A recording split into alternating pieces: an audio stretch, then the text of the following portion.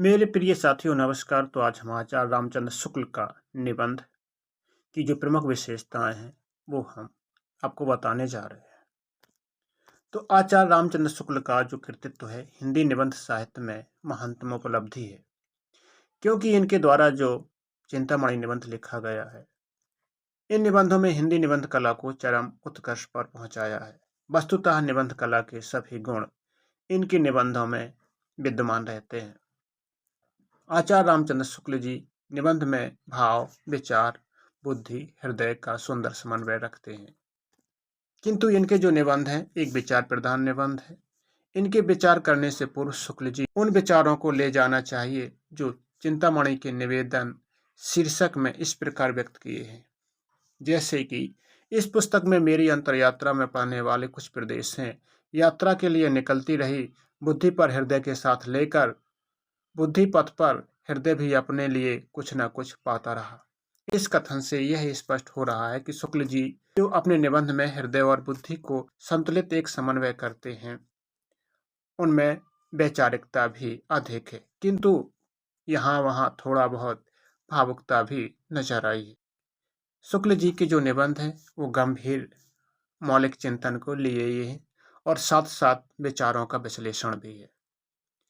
इनमें अपूर्व क्षमता भी दिखती है, साथ ही गहन विचार बीथियों के बीच भाव उत्प्रोत भी मिलते हैं। कहीं कहीं गंभीर हास्य के छींटे भी हैं, कहीं कहीं गहनता है और गंभीरता भी है जो पल भर के लिए हमें हल्का बना देती है। शुक्ल जी के निबंधों में विचारों की बहुत गहराई के अतिरिक्त देश प्रेम भी है, प्रकृति प्रेम भी है और मानव के प्रति प्रेम भाव भी है। भाषा सशक्त है। पूर्ण स्वरूप में शुक्ल जी की निबंधों की एक पहचान है।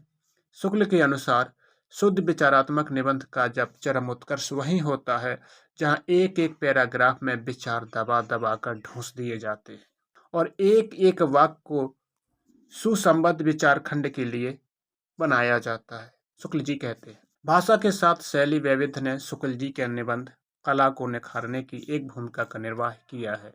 शुक्ल जी के निबंधों को देखते हुए जो शुक्ल जी के निबंध की क्या क्या विशेषताएं हैं उन पर हम विश्लेषण करने जा रहे हैं।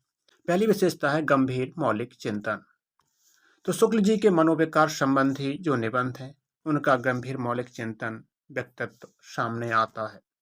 जिससे मनोविकार का वर्णन होता है, उसके प्रत्येक पक्ष पर मौलिक ढंग से विचार करते हैं। उनका जो विश्लेषण है इतने अच्छे तरीके से करते हैं कि उनका जो मनोविकार है, मन में जो विकार भरा पड़ा है वो पक्ष उनका उजागर हो जाता है। कभी कभी तो ऐसा भी प्रतीत होता है कि मनोविकार की विश्लेषण में मनोविज्ञान के भी पंडित को भी मात दे रहे हैं। मतलब जो साइकोलॉजी है, साइकोलॉजी का जो विकार हो, साइकोलॉजी वो कभी कभी आचार्य रामचंद्र शुक्ल की इतनी ज़्यादा आ जाती है कि वो लगता है कि अच्छे अच्छे विद्वान भी नहीं ऐसा कर पाएंगे। उदाहरण के लिए हम देख लेते हैं लज्जा और गिलानी निबंध में वह दोनों मनोविकारों को मौलिक ढंग से बहुत अच्छी तरीके से परिभाषित किया है। जैसा कि दूसरों के चित्त में अपने विषय में बुरी तुच्छ धारणा होने, निश्चय या आशंका मात्र से व्यक्तियों का जो संकोच होता है, उसकी स्वच्छंदता के व्याघात का जो अनुभव है उसे लज्जा कहते हैं। जबकि गिलानी की परिभाषा वे अपने शब्दों में देते हैं, अपनी बुराई, मूर्खता, तुच्छता इत्यादि का एकांत अनुभव करना चाहिए। यही वृत्तियों और शैथिल में आता है, इसे ही गिलानी कहते हैं। लज्जा और गिलानी में जब भेद स्पष्ट करके हुए शुक्ल जी क्या कहते हैं, हम अपना मुंह ना दिखाकर लज्जा से तो बच जाते हैं पर गिलानी से नहीं। कोठरी में बंद करके चारपाई पर पड़े पड़े लिहाफ के नीचे भी लोग गिलानी से गल जाते हैं। इस प्रकार के काव्य समीक्षा संबंधी निबंध में भी उनका मौलिक चिंतन दिखाई पड़ता है। उदाहरण के लिए कविता क्या है, निबंध में काव्य की परिभाषा उन्होंने मौलिक ढंग से बहुत अच्छे तरीके से बताई है। जैसे कि हृदय इसी मुक्ति साधना के लिए मनुष्य की वाणी जो शब्द विधान कर आई है उसे कविता कहते हैं। ये कविता की परिभाषा है। दूसरी जो उनकी विशेषता है तो विचारों में संपन्नता और सुसंबद्धता। शुक्ल जी के निबंधों में विचारों की बहुत गहराई है, पूर्णता की भी दर्शन दिखाई देते हैं। उनका प्रत्येक वाक्य बहुत सुगठित, सुविचारित और सुचिंतित और व्यंजक प्रतीत होता है। इस प्रकार जो उनका निबंध है, निबंधों की प्रत्येक अनुच्छेद में गंभीर विचारों से ओतप्रोत है। वैचारिक सुसंबद्धता शुक्ल जी के निबंधों की एक प्रमुख विशेषता है।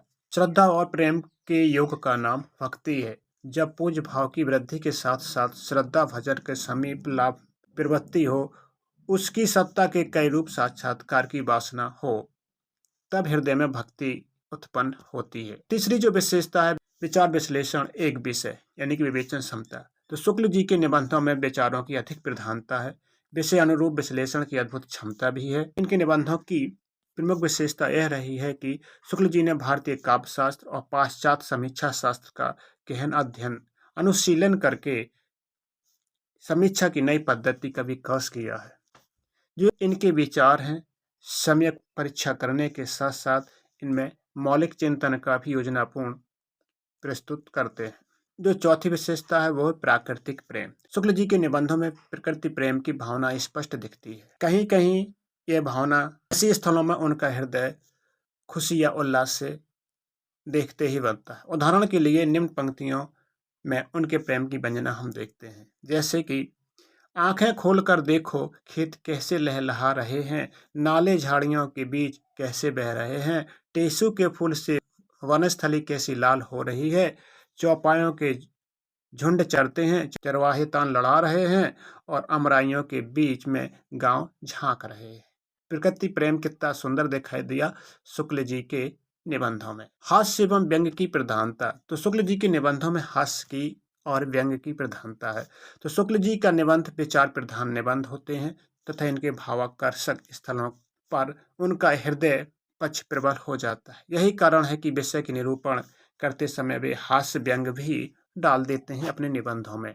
इन निबंधों में गंभीरता और गहनता से कुछ पल के लिए भावों को कम कर दिया जाता है। उदाहरण के लिए हम देख लेते हैं। जो भी व्यक्तियों पर व्यंग करते हुए वे कहते हैं, मोटे आदमियों तुम जरा से दुबले हो जाओ, अपने अंदेशे से ही सही तो ना जाने कितनी ठटरियों पर मांस चढ़ जाता है। तो ये हंसी की बात है और एक व्यंग की बात है। छठवां जो है वो निबंध में इनका देश प्रेम और मानव प्रेम झलकता है। तो शुक्ल जी के निबंधों को देखकर यह स्पष्ट रूप से कहा जा सकता है कि इनके निबंधों में प्रेम की भावना और मानव प्रेम की भावना स्पष्ट झलकती है।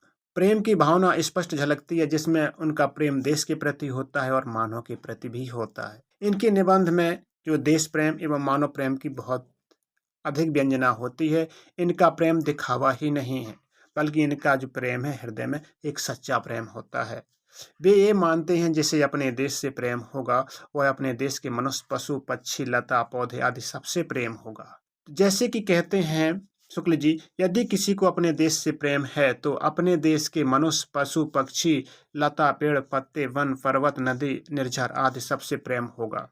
जो यह भी नहीं जानते कि कोयल किस चिड़िया का नाम है, जो यह भी नहीं जानते किसानों की झोपड़ियों के अंदर क्या हो रहा है, 10 बने को मित्रों के बीच प्रत्येक भारतवासी का औसत सही है, तो आमदनी का पता कर देश प्रेम का दावा करें। उनसे ये पूछना चाहिए कि बिना परिचय का ये प्रेम कैसा। ये बताया कि जो लोग कुछ भी नहीं जानते हैं, ना किसानों के बारे में जानते, ना प्रकृति के बारे में जानते, तो कैसे देश से प्रेम कर सकते हैं। 7वीं हेडिंग है कि पूर्ण एवं सशक्त भाषा। भाषा के संबंध में शुक्ल जी स्पष्ट लिखते हैं, यदि गद्य कवियों या लेखकों की कसौटी है तो निबंध भी गद्य की कसौटी है। यदि गद्य कवियों और लेखकों की कसौटी है तो निबंध भी गद्य की कसौटी है। भाषा का पूर्ण शक्ति का विकास निबंधों में ही सबसे अधिक संभव है। यह कथन स्वयं शुक्ल जी के निबंधों पर ही लागू होता है, क्योंकि इनका एक एक शब्द, एक एक वाक्य, एक एक पैराग्राफ बहुत सटीक, सार्थक और प्रभावशाली है। किनका? शुक्ल जी का। शुक्ल जी की जो भाषा है उसकी सबसे बड़ी विशेषता है कि उनकी भाषा बिल्कुल कसी हुई है। भाषा में बिल्कुल भी लचक नहीं है। भाषा में इतना कसाव और गुंफन है कि शब्द हटते ही स्पष्ट दरार पड़ जाती है। जैसे कोई एक लाइन लिखी, उसमें से एक शब्द हटा दिया जाए तो उसका मतलब ही बदल जाता है। शुक्ल जी की भाषा पूर्ण सशक्त विषय के अनुकूल ही होती है, हमेशा भाव प्रकाशन अभूतपूर्व क्षमता रखती है। इनकी भाषा का सौंदर्य मनोविकारित होता है, संबंधित निबंधों में स्पष्ट दिखाई देता है। जैसे कि श्रद्धा महत्व की आनंदपूर्ण स्वीकृति के साथ साथ पूज्य बुद्धि का संचार है। इसके अतिरिक्त शुक्ल जी की भाषा शक्ति का गौरव भी देखने को मिलता है। आंखों में किरकिरी पड़ने की बात, सड़ी बिल्ली के सामने आने की बात। शैली है, शैली वैविध्य कैसा है। शुक्ल जी के निबंध में जो निबंध शैली का संबंध कहा जा सकता है कि शुक्ल जी एक एक निबंध हिंदी गद्य शैली विकास की शानदार मंजिल है। एक एक पैरा प्रगति प्रवणता के पथ पर बढ़ता हुआ पग है। एक एक पंक्ति गंभीर चिंतन की सांस है। एक एक इनका शब्द अभिव्यंजना की सार्थकता है। निश्चय ही शुक्ल जी हिंदी निबंध साहित्य में अन्यतम है। इनकी निबंध कला में कुछ ऐसी विशेषता हैं जो कहीं नहीं है। शुक्ल जी के निबंध में शैली के तो बहुत से रूप दिखाई देते हैं जो विषय के अनुरूप ही बदलते रहते हैं, जैसे समीक्षात्मक शैली, गणवेशात्मक शैली, भावात्मक शैली, वर्णात्मक शैली, हास्य व्यंग्यात्मक शैली, समास शैली, संस्कृत बहुत अलंकृत शैली। शुक्ल जी की भाषा की सर्वाधिक विशेषता है कि कम शब्दों में बहुत कुछ कह देते हैं। जैसे बिहारी गागर में सागर भर देते हैं, वैसे ही आचार्य रामचंद्र शुक्ल जी हैं, जिसके लिए उन्होंने सूत्रात्मक समाज शैली का प्रयोग किया है। सूत्रात्मक शैली ये देख सकते हैं कि जैसे कि यदि प्रेम स्वप्न है तो श्रद्धा जागरण है, बैर क्रोध का आचार्य मुरब्बा है, धर्म श्रद्धा की पहली सीढ़ी है, श्रद्धा का मूल तत्व दूसरे का महत्व स्वीकारना है, श्रद्धा का व्यापार स्थल विस्तृत है, प्रेम एकांत है, श्रद्धा और प्रेम के योग का नाम भक्ति है। इनकी समाज शैलियां हैं जो सूत्रात्मक हैं। उपरोक्त विशेषताओं से यह स्पष्ट होता है कि शुक्ल जी की निबंध की कला अपने आप में अनूठी है। उनकी जो निबंध कला में जो विशेषताएं हैं अन्य किसी निबंधकार की निबंध कला में उपलब्ध नहीं है। यदि गद्य कवियों में लेखकों की कसौटी है तो निबंध गद्य की कसौटी है। इस आधार पर यदि कहा जाए तो चिंतामणि का निबंध कला की कसौटी है। तो अति संयुक्ति ना होगी।